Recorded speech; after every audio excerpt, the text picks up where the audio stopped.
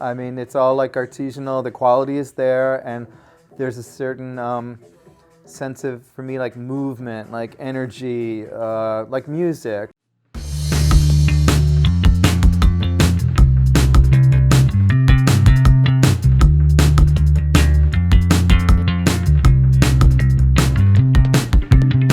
I was a New York-based fashion stylist for almost 30 years. I worked for everybody back in the day, like Victoria's Secret, Bloomingdale's, Saks, Lord & Taylor. I mean, so many stores that aren't around anymore because of the way retail has gone. But that being said, I had a store on Martha's Vineyard that was, at the time, like 25 years ago, was antiques and artwork.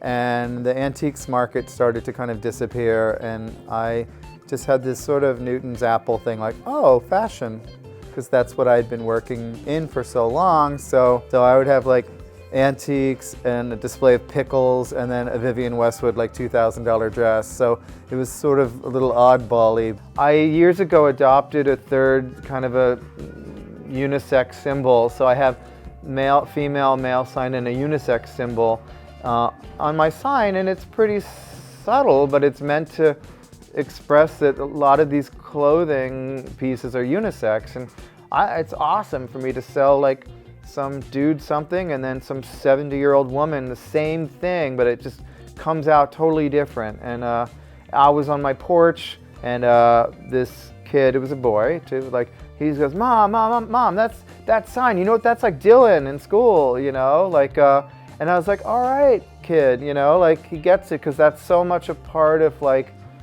life now in school. I mean, you can't get away from, like, most kids have some sort of a transgender classmate, if not 2 or 3, and that's pretty incredible, I think. So yeah, I really like collaborating with people. It's a funny thing, you don't want to ask somebody to reinvent their whole wheelhouse.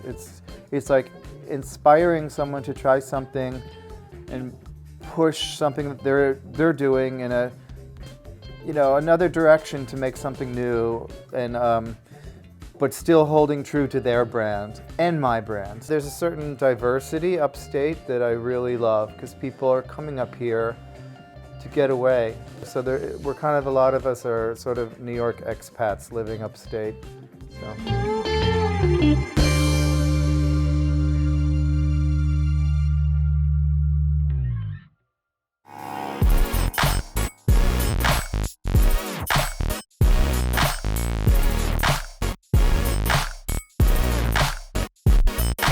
So I'm a fiber artist, and I started my business about, I would say, 10 years ago. So I went to undergrad and did creative writing and studio art, and then graduated and went to the city and worked at the Whitney Museum of American Art for a couple years. And I got 2 MFAs together. So one was in poetry, creative writing, and the other was in studio art, focusing on book art and paper.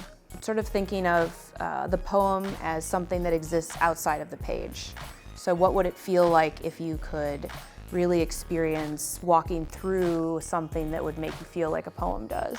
I was making these installations of sort of rooms made of paper that you could walk between, and they would sort of breathe with you as you moved. And I just kept wanting to make them more visceral, more tactile, and I found through that and through experimenting with paper making that just fiber and textile was really an entry point for me to get that emotional connection with the viewer. I make fiber art that's inspired by sort of processing trauma. So a lot of my work is either physical representations of how the body holds or manifests trauma, or landscapes where the body is noticeably absent. I myself am a survivor of sexual abuse and assault, so it's important for me to use my art as a way to hold these conversations and create a safe space to process what it means to heal from that, and what it means to find your sense of self after that. So I'm inspired creatively a lot by history. I use my work to, when I'm talking about women healing from trauma, I often look to the past for examples or times when women were persecuted for their bodies or just because of being women. So while that doesn't happen quite today, there's still a big problem we have in our society with things like sexual abuse, assault, harassment happening way too frequently. So the past is rich for using it as a lens to examine the way women have been treated and are continually treated. As a lot of artists and makers probably feel, there's a lot of pressure to do or make work that feels like it would fit right into the conversation that already exists. But from early on, I tried to stay weird, I guess, and keep pushing myself and do the work that I really wanted to see out there.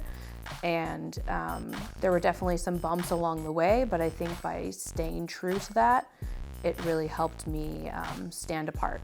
I love the Hudson Valley. It's a great place. I lived in the Boston area, the Bay Area, New York City, and while they all have their charms and pluses, I think the Hudson Valley is a place where, as an artist, I've really been able to have a studio and be able to, one, afford that, but two, really make waves in this community.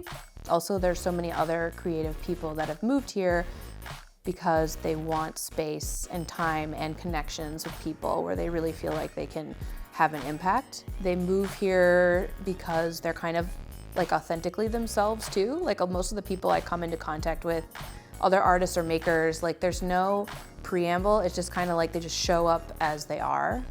So whether it's whatever it is they're doing, they just kind of do it unabashedly, and I love that sort of just authenticity that seems to be so tied with Hudson Valley.